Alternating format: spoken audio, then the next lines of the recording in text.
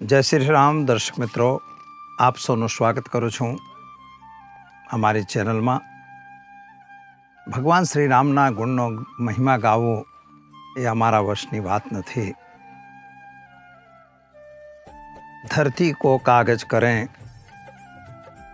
લેખન करें बनराय, समुद्र की मशी कहें करें तो भी हर गुण लिखा न जाए.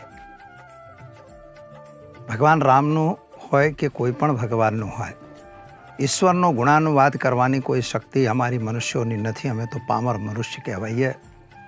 છતાંય પણ ભગવાન વિશે આજે ગુણાનુવાદ તો કરવાનો અવસર મળ્યો છે. વર્ષો પછી અયોધ્યા મંદિરની નિર્માણની વાત થઈ, રામલલાની પ્રતિષ્ઠા પણ કરવામાં આવી છે. ત્રેતા યુગમાં ભગવાન શ્રી રામનો અવતાર થયો, જે વેદો અને પુરાણોની અંદર લખેલું છે કે દેવાધિદેવ જ્યારે કોઈ પણ અવતાર થાય છે તો ક્યારે થાય છે, તો સૌથી મહત્વની વસ્તુ છે કે અવતારની પાછળનું રહસ્ય શું. હિરણ્યકશ્યપુનો અવતાર, હિરણ્યકશ્યપુને મારવા ભગવાને અવતાર લીધો ત્યારે નરસિંહ અવતાર થયો.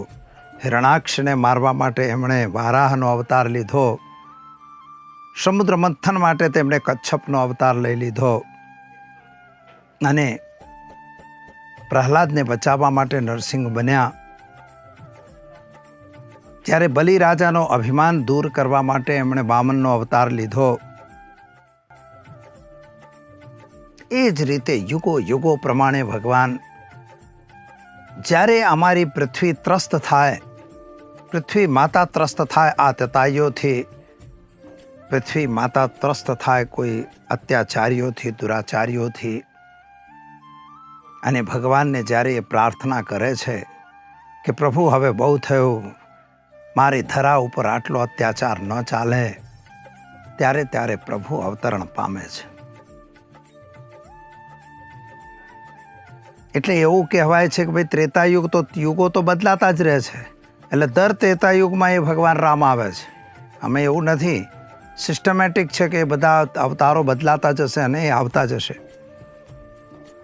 કહેવાય છે કે રામ રામેતિ રામેતિ રમે રામે મનોરમે સહસ્ત્રનામ તત્તુલ્યમ શ્રી રામ રામ વરાનને. કૃષ્ણ ભગવાનના નામને એ રીતે નથી કહેવામાં આવ્યું. રામ રામેતિ રામેતિ રમે રામે મનોરમે સહસ્ત્રનામ તત્તુલ્યમ શ્રી રામ રામ વરાનને. ભગવાન રામનું એક નામ એટલું માત્ર એટલું પર્યાપ્ત છે કે તમે રામ નામ જો જપી લો તો તમને સહસ્ત્ર નામના પાઠ કરવા બરાબર પુણ્ય મળે છે. એવી એક ઘટના બનેલી છે. અમારા એક શાસ્ત્રીજી હતા, બહુ સારા અને વિદ્વાન હતા, અને એમાં પીઠાધીશ્વર રામાનુજાચાર્ય એમને પ્રશ્ન કર્યો કે તમે શું પાઠ કરી રહ્યા છો. એમણે કીધું, હું તો અయ్యోણ રલી કે હું ગયા પ્રચલનને મંગંડમ જપે ગળતક એ પાઠ કરી રહ્યો છું, અને સાથે સાથે રામ નામ કરું છું. જે રામાનુજ સ્વામી હતા એ નારાજ થયા કે તમે આ પાઠ કરવા માટે બેસાડ્યો છે કે તમને સહસ્ત્રનામ કરવા બેસાડ્યો છે. એ શાસ્ત્રીજીએ જવાબ આપ્યો કે પ્રભુ, આનાથી વધારે આમાં કંઈ હોય તો મને કહો. કેટલો વિદ્વત્પૂર્ણ જવાબ છે કે રામ નામ શબ્દ તઈ પતી ગયો. રામ રામેતિ રામેતિ રમે રામે મનોરમે સહસ્ત્રનામ તત્તુલ્યમ શ્રી રામ રામ વરાનને. જ્યારે રામનું નામ દેવામાં આવ્યું છે તો વાત પૂરી થઈ ગઈ છે. એ સહસ્ત્રનામ પતી ગયો કહેવાય. વિષ્ણુ ભગવાનના અવતારો ઢગલાબંધ થયા, જે 24 અવતાર છે, પરંતુ એ અવતારોની અંદર મેન જે રામના અવતારને મહત્વ એટલા માટે અપાયું છે કે એ મર્યાદા પુરુષોત્તમ છે. મર્યાદા શેની? મર્યાદા પોતાના ધર્મની. મર્યાદા શેની? મર્યાદા પોતાના કર્મની. મર્યાદા પોતાની વાણીની. મર્યાદા પોતાને કાર્યોની. મર્યાદા પોતાના મિત્રો પ્રત્યેના સ્નેહની. મર્યાદા પોતાના સેવકના સન્માનની. અહંકાર નહીં. રામની પાસે અહંકાર શબ્દ નહોતો. અને મિત્રો યાદ રાખો કે ઈશ્વર અવતરણ ત્યારે જ પામે છે એ અહંકાર એનો ખોરાક છે. એ કોઈ દાળ ભાત શાક લાડુ આપણે મૂકીએ છીએ થાળ ધરાઈને તો ભગવાન એને ખાતા નથી. તમારી અંદર રહેલા અહંકારને જ ખાવા માટે એ પેદા થયા છે અને ભગવાન એનો અહંકાર જ દૂર કરે છે. એટલા માટે અહીં એક વસ્તુ જ આવે છે, રામ જે છે બાહુદંડ છે, આજાન વાહુ. ભગવાન આજાન વાહુ છે. એનો જે વાહુ છે એટલે એનો જે ભુજા છે એ જોઈને ડર લાગે એટલું આજાન વાહુ છે. એ વાહુ સામાન્ય નથી. સરસન ધન ભી એના હાથમાં જ છે. રામેણાભ્યતા નિશાચર ચમુ રામાય તસ્મૈ નમઃ. નિશાચરોના સમૂહને એમણે જે રીતે હત્યા કરી, જે રીતે વધ કર્યો, એ વધ જે રીતે કર્યો છે ભગવાન શ્રી રામે, તે ખરેખર કેવો છે કે રામાય તસ્મૈ નમઃ. માટે રામ ભગવાનને અમે વંદન કરીએ છીએ, પ્રણામ કરીએ છીએ. રામઃ રમંતિ સર્વે. રામ જે છે દરેક જગ્યાએ રમન કરે છે. ઘણી વખત લોકો એવું કહે કે ભાઈ અયોધ્યાના મંદિરમાં રામ ભગવાન આવી ગયા, એટલે પછી તમારા ગામમાં જે રામ મંદિર છે એમાં રામ નથી આવ્યા? એમાંય રામ છે. કહેવાય છે ખડગ કણ કણ મેં વસતે ભગવાન. ક્યાંય તમે લઈ જાઓ તો ભગવાન ત્યાં વસે જ છે. એમાં કંઈ એવું નથી કે ભાઈ ભગવાન નથી. પૃથ્વીના એક એક કણની અંદર ભગવાનનો વાસ રહેલો છે, કારણ કે એના ઈશ્વરી તત્વથી જે બનેલી છે. એક પાણીનો બૂંદ સાહેબ કોઈ બનાવી ના શકે. સાયન્ટિસ્ટો આટલા બધા આપણા વિશ્વની અંદર છે. ચંદ્રમા ઉપર જવાની તો પહોંચી જ ગયા છે, હવે સૂર્ય પર જવાની તૈયારી કરી રહ્યા છે. પરંતુ એક પાણીનો બૂંદ એ લોકોએ બનાવ્યું છે? જેને પૂછો, બધાને ખબર છે H2 = વોટર, પણ કોઈએ બનાવ્યું નથી. રેતીનો કણ કોઈએ બનાવ્યો ના. સોનું ચાંદી બનાવવા તાંત્રિકો બધા મથી રહ્યા છે. ઘણી વખત બની, કોઈ કહે કે બની ગયું, કોઈ કહે રંગાઈ ગયું, કોઈ કહે ઘણું થયું, કશું થતું નથી. તો સાયન્ટિસ્ટો શું સોનું ચાંદી ન બનાવી લે? જરૂર શું આપણે કોઈ ગરીબી ભોગવવાની? ના, એ ઈશ્વર દત્ત છે, ઈશ્વરે બનાવી છે, એની અંદર ઈશ્વરનો વાસ છે. માટે ઈશ્વર જે કરતું હોય એ ખરું. એના સંયોજન અને એના મિશ્રણને અથવા એના જે તત્વને કોઈ ઓળખી શક્યું નથી. અમે તો માત્ર સંશોધન કરે છે. વૈજ્ઞાનિકો એને શોધે છે, શોધીને એનો ઉપયોગ કરે છે. તો ભગવાન રામનો મહિમા જે છે અપરંપાર મહિમા કહેવાય. રામની જ્યારે વાત થતી હોય તો વાલ રૂપ મામ છે કે પગ પગ પાય બાંધી પગ પહેજનિયા, ઠુમુક ઠુમુક ચલે રામ. ઠુમુક ઠુમુક એટલે ધીમે ધીમે, જેમ નાનું બાળક ચાલતું હોય. માતા એની પાછળ પાછળ દોડતી જાય છે. કૌશલ્યા માતા. 4 ભાઈઓ છે, 4 ભાઈઓ છે. એમાં ભરત છે, શત્રુઘ્ન છે અને લક્ષ્મણ છે. પણ રામનું મહત્વ એટલા માટે કે રામ વિષ્ણુ અવતાર છે.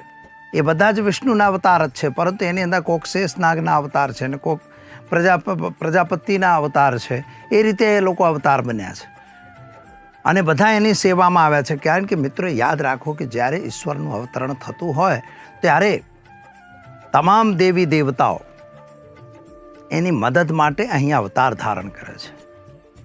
જેમ કે ભગવાન શિવે હનુમાનજી સ્વરૂપ ધારણ કરી અને પૃથ્વી પર અવતાર લીધો કે ભગવાન રામ આવવાના છે, એની મદદમાં આપણી જરૂર પડશે. જેમ તમારા ઘરે કંઈક પ્રસંગ હોય અને તમારા પરિવાર પર કોઈ સંકટ આવ્યું હોય તો તમારા ભાઈઓ બધા આવીને લાકડીઓ લઈને ઊભા થઈ જાય. એમ ભગવાન રામની પાસે પણ દેવતત્વ હતા, દેવતાઓ હતા. ભગવાન હનુમાન જે હતા એ શિવના અવતાર હતા. બાલીની વાત આપણે કરી, અંગદની વાત કરો. સુગ્રીવ જે હતા ઇન્દ્રનો પુત્ર હતો, એટલે ઇન્દ્ર પણ એ રીતે મદદમાં આવી ગયા. એટલે બધા જ દેવતાઓ એક પછી એક મદદમાં આવ્યા છે. તો કહેવાય છે કે જ્યારે ઈશ્વરનો પ્રારૂપ થાય, જ્યારે ઈશ્વરનો પ્રાદુર્ભાવ થતું હોય ત્યારે બીજા દેવતાઓ પણ સાથે સાથે પ્રાદુર્ભાવ પામે છે. ઈશ્વરનો કોઈ જન્મ નથી થતો, એ અવતરણ પામે છે. અને જ્યારે ભગવાન આવ્યા ત્યારે કૌશલ્યા છે નહીં, તજહુ તાત યહ રૂપા. ભગવાન આ રૂપ તમે તજી દો, મને નહીં ગમતો આ, sorry I don't like it. તજહુ તાત યહ રૂપા ભય પ્રકટ દીપ કૃપાલા દીન દયાલા કૌશલ્યા હિતકારી. કૌશલ્યા હિતકારી ભગવાન રામ પ્રગટ થયા. તો પ્રગટ થયા કેવી રીતે? ત્યારે માતા કહે છે કે આવો રૂપ મારે ના જોઈએ ભાઈ, 4 ભુજાવાળો રૂપ મારે નહીં જોઈતો, મારે તો બાળક રૂપ જોઈએ છે. તમારે આવું હોય તો આવો, ના હોય તો જાઓ. ત્યારે ભગવાન તરત પોતાનો રૂપ બાળ રૂપ સ્વરૂપ ધારણ કરે છે અને રડવાનું ચાલુ કરી દીધું. જેને બાળકનું જે કામ છે એ ચાલુ કરી દીધું.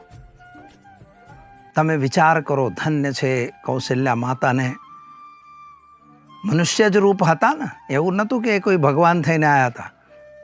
ધન્ય છે દશરથને કે જેણે પોતાના પુત્ર તરીકેની પદવી એ ભગવાનને આપી.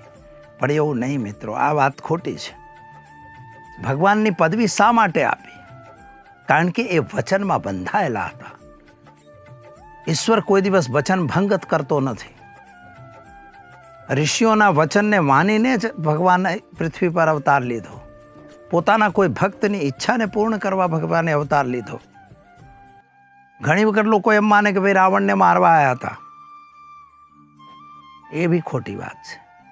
રાવણ અને કુંભકર્ણ એમના જય અને વિજય નામના પાર્ષદો હતા. અને એ જય વિજય નામના પાર્ષદોને પૃથ્વી પર મોકલી દીધેલો શ્રાપ આપીને નારદે.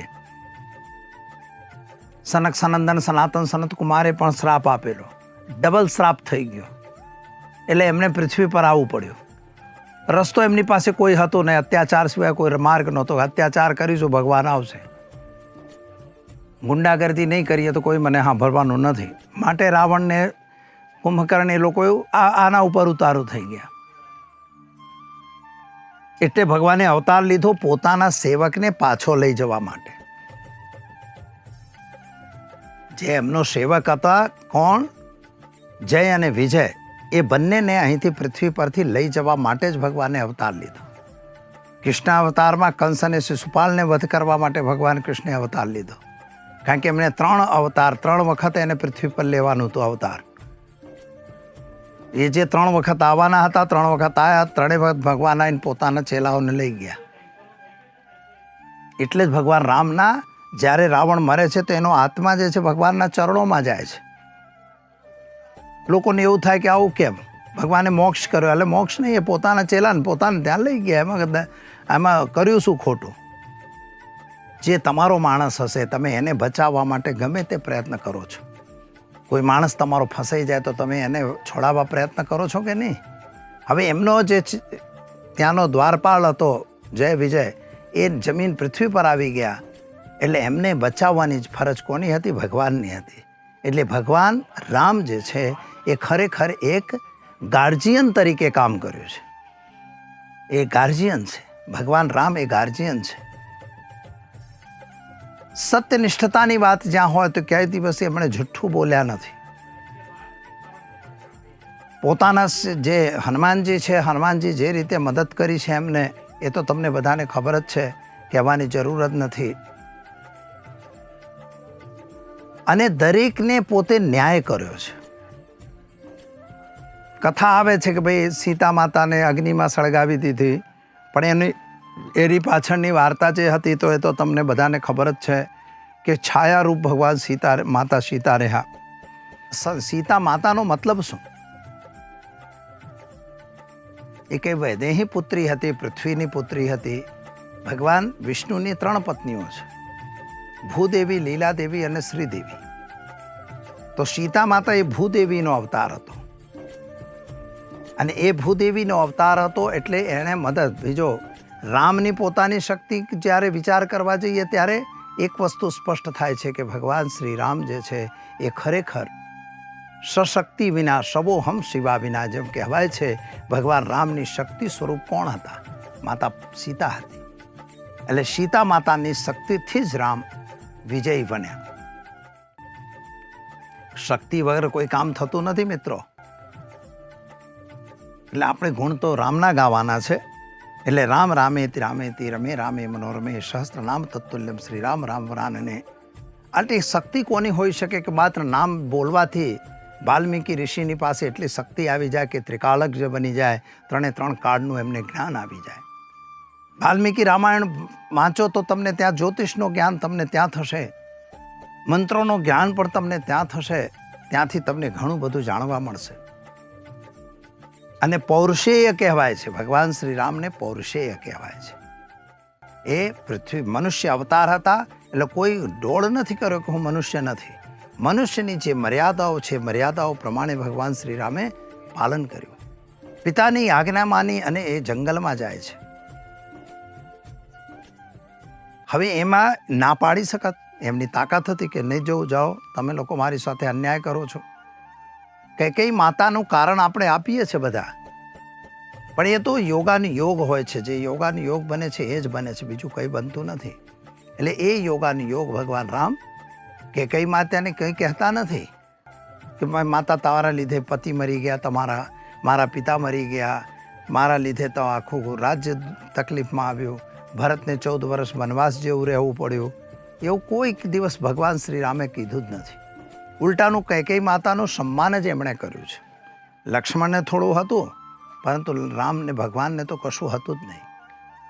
અને એટલા માટે જે ભગવાન છે, જેની અંદર નિશ્ચલ હોય, જેની અંદર નિશ્ચલિતા હોય, જેને કપટ ના હોય, છલ ના હોય, છલ છિદ્ર ન ભાવા, જેને છલ અને કપટ છિદ્ર એવું કંઈ ફાવતું ના હોય, એ જ માણસ ભગવાનને પ્રિય હોય છે. તુલસીદાસ રામાયણમાં જ કીધેલું છે કે જો નર છલ છિદ્ર ન ભાવા તે નર મોહે,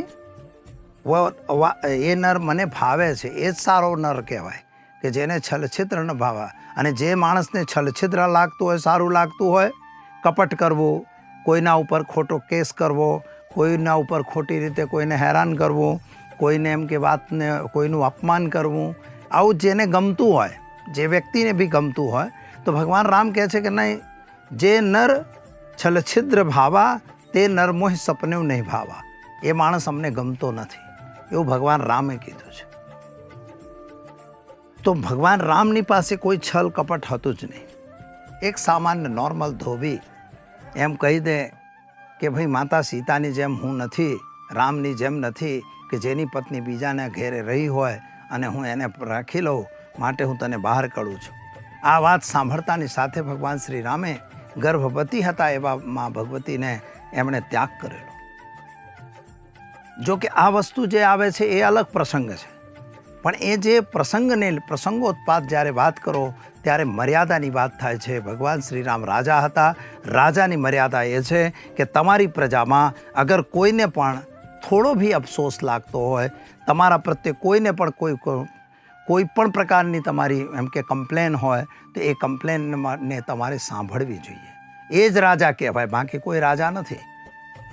જો તમે પ્રજાનું ન સાંભળી શકો, તમારે ત્યાં અત્યાચાર થતો હોય, તમે એને જોઈ શકો, લોકો કમ્પ્લેન કરે એને તમે ન સાંભળો, તો તમે રાજા શેના? એ રાજાની એક મર્યાદાને ભગવાન શ્રી રામે પ્રસ્થાપિત કરી છે. એનો આશય એવો નહીં કે એને પત્નીને છોડી દીધી, પણ પત્નીને જે આશયથી એમણે પ્રસ્થાપિત કર્યો એ પ્રસ્તાવ આ છે. તો આ રીતે ભગવાન શ્રી રામની અનંત હરિકથા અનંતા, હરિ અનંત હરિકથા અનંતા. ભગવાનના રામના ગુણનો ગુણાનુવાદ આપણે કરી શકીએ એમ નથી, એટલે એની કથા જ અનંત છે. એટલે જ એક જગ્યાએ મેં ઘણી વખત કીધેલું પણ છે કે દાખલા તરીકે ભગવાનનો જે ખોરાક હોય એ અહંકાર હોય. તો ખરેખર ભગવાને રાવણને માર્યો તો કઈ રીતે? તો આ જે તમારું લિંગ દેહ શરીર છે, આ શરીર જ આપણું ખરેખર લંકા છે. આ શરીરને જ લંકા કહેવાય. આની લંકાની અંદર જે મન છે, એ મન કોણ? મન છે સીતા. મન રૂપી સીતાનું હરણ કર્યું કોણે? અહંકાર રૂપી રાવણે. તમારી શરીરની અંદર જ અહંકાર એટલે કે રાવણ મનરૂપી સીતાનો અહંકાર એટલે અપહરણ કરે છે. અને એટલા માટે એ અહંકારને મારવા માટે રામે આક્રમણ કરી અને રાવણનો વધ કર્યો, એટલે તમારા અહંકારનો વધ કર્યો. આ જ રામાયણ છે કે લિંગ દેહરૂપી લંકા ઉપર ભગવાન શ્રી રામે આક્રમણ કર્યો, ત્યાં રહેલા અહંકાર રૂપી રાવણનો વધ કરે છે અને મનરૂપી સીતાને પોતાની પાસે પાછા લઈને જાય છે. યોગીઓ નિરંતર તપ કરતા રહ્યા. રાવણ પોતે એક જગ્યાએ લખેલું છે કે રાવણ પોતે વિચાર જ કરતો રહ્યો કે હું કઈ રીતે આમાંથી મુક્ત થઈશ. તો એણે વિચાર કર્યો કે મારે અહંકાર કરવો પડશે, મારે ઝઘડો કરવો પડશે, લોકોને અત્યાય કરવું પડશે. એ રાક્ષસ એટલે એવું નહોતું. એ બધી વાતો જે આપણે વાર્તામાં વાંચીએ એ તો લેખકોની વાર્તા છે. તુલસીદાસજીએ એનું સરસ વર્ણન કરેલું છે અને એની અંદર જે વર્ણન છે એ પ્રમાણે જ થયું છે કે ભગવાને બાલ લીલા કરી. તમે સમજો કે જે 9 વર્ષની ઉંમરની અંદર જ તાડકા જેવા રાક્ષસોને મારવા માટે ઉદ્ધત થયા કે અમારે મારવું જ પડશે, અને જે ઋષિઓ અને મુનિઓનું અપમાન ન સહન કરી શક્યા, એટલે ભગવાન રામ પોતાના ગુરુને ત્યાં જઈને કહેવાય છે કે સૌથી પહેલાં સવારે ઊભા થઈને ભગવાનને પગે લાગતા હતા. એટલે ગુરુ મહારાજને એમની સેવામાં ફૂલ બૂલ બધું લાવતા હતા. એવું લખ્યું છે. આપણે જોવા તો નહોતા ગયા પણ લખ્યું તો છે જ, તો આપણે માનવું જ પડશે, કારણ કે જે લખ્યું છે એ મારે માનવાનું છે. તો જે તમે લખ્યું છે એ માનવાનું છે. માટે ભગવાન રામ જેમ ગુરુની સેવા કરતા હતા, પોતાના માતા પિતાની સેવા કરતા હતા, એટલે એ ભગવાન રઘુરાઈ જેને એને રઘુરાઈ એટલા માટે જ કહેવાય છે. અને અલ્પકાલ વિદ્યા સબ પાઈ. ભગવાન રામ થોડા જ કાલમાં, કારણ કે તો દેવ ઈશ્વર હતા, એમને વિદ્યાની જરૂર નહોતી, પણ છતાંય ગુરુની વિદ્યા લેવી જરૂરી હતી, માટે એમણે વિદ્યા લીધી. વિશ્વામિત્ર એમને લઈ ગયા, એમણે પોતાના અમોઘ શસ્ત્રો આપ્યા, અને એ બધા શસ્ત્રો લઈને છેલ્લે તો સીતા માતાને લઈને આવ્યા જ પોતાના ગામમાં, અને પાછા જંગલ તરફ જવાની રવાના બી થઈ ગયા. માતા પિતાની આજ્ઞાનું અનુસરણ કર્યું. જો કે એમના પિતાએ એમને આજ્ઞા નહોતી આપી, એમણે તો આ કીધું જ કે આવો શ્રાપ, એમ કે કઈ આ રીતે કહે છે. એ સાંભળીને જતા રહ્યા. છેલ્લે ત્યાં ગયા પછી બી ભરત જ્યારે આવે છે, એમને રાજગાદી આપે છે, ત્યારે બી એ પાદુકા લઈને ભરત આવે છે. તો ભગવાન રામ પોતે જ કહે છે, તાત સ્નેહો ભરત. ભરત જેવો જે મારો ભાઈ છે એના સ્નેહને હું ધન્ય કહું છું કે ભગવાન ભરત જે છે એ મારા માટે 14 વર્ષ સુધી રાજપાટ મળતું હતું. અત્યારે રાજ્ય મળે, તમને મંત્રીપદ પડે, કોઈ છોડશે? પોતાના મંત્રીપદ મેળવવા માટે લોકો તળપાપડ નહીં કરે, લોકોને લોહીની નદીઓ બહેવડાવી દેશે, પરંતુ એ પોતાનું પદ નહીં છોડે. પણ ભરતને મળેલું રાજ્ય એણે લીધું નહીં, સ્વીકાર જ ના કર્યું. તો એ કહે છે કે ભરતનો મહિમા ધન્ય છે. પૌરુષામ વાયુ સુતો, એટલે ભગવાન જે હનુમાનજી છે એ મારી મદદમાં કેટલા રહ્યા. શિવનો અવતાર છે હનુમાનજી, કેટલા રહ્યા એનો પણ ખૂબ ખૂબ ઉપકાર છે. સત્યમ ચાપી સીતા, સત્યરૂપી જે સીતા હતા એમણે મારો કેટલો સાથ આપ્યો, કેટલી મને શક્તિ આપી કે જેના લીધે હું વિજય મેળવી શક્યો. પ્લન્બ હતો, સુગ્રીવ હતા, અમારી સાથે હતા. સીતા સત્યમ મમ ભુજબલમ, વૈરીણામ વૈરભાવો. અને લક્ષ્મણ જેવો મારો ભાઈ હતો, મારી સાથે હતા. સીતા માતાના જે તત્વ હતો એનાથી મને એટલો શક્તિ અને એટલો પાવર મળ્યો કે એની સત્યતાનું, એની સત્યત્વ હતું, એનો પાવર મારી પાસે હતો. વૈરીણામ વૈરભાવો, મારા બાહુબલથી જોઈ વૈરીઓ પણ ડરી જતા હતા. પરંતુ જ્ઞાતમ સર્વમ તત્પરમયો મરીશમ પ્રસાદ. ખરેખર આ બધું જ હતું, છતાં પણ આ તમામને હું ભૂલી શકું એમ નથી, એવું ભગવાન રામ કહે છે. એટલે ભગવાન રામનો મહિમા અપરંપાર છે, અનંત છે. એટલે જ કહેવાય છે હરિકથા હરિ અનંત, હરિકથા અનંતા. મેં પહેલાં જ કહ્યું છે, પહેલાં જ વાક્યમાં મેં કહેલું છે કે પૃથ્વી કો કાગજ કરો, લેખન કરો બન રાય, સમુદ્ર કી મસી કરો, હરિગુણ લિખા ન જાય. ખરેખર હરિગુણ અમે બોલવાને કાબલ નથી, અમારી પાસે એટલી કેપેસિટી નથી. અને એ હરિ અનંત, હરિકથા અનંતા છે. ભગવાનની કથા છે, અનંત છે, ચાલ્યા કરશે. અને ભગવાન શ્રીરામનું જે ઉદ્ઘાટન મંદિરનું થયું અને જે મંદિરની અંદર પ્રાણ પ્રતિષ્ઠા બની, નિયમો યમો અને નિયમથી જે કામ થયું એ કાર્ય પણ ખૂબ જ પ્રસન્નતાપૂર્વક થયું. ભારત વર્ષ આખું રામમય છે, રામમય અત્યારે પણ છે અને રામમય રહેતું રહે. રામની જે ભાવના છે, પ્રભાવના છે, વહેતી રહે. એ જ અમારી ભગવાનને પ્રાર્થના કે અમને બધાને પણ શક્તિ આપો, અમે પણ સત્યના માર્ગ ઉપર ચાલી શકીએ. જય શ્રી રામ,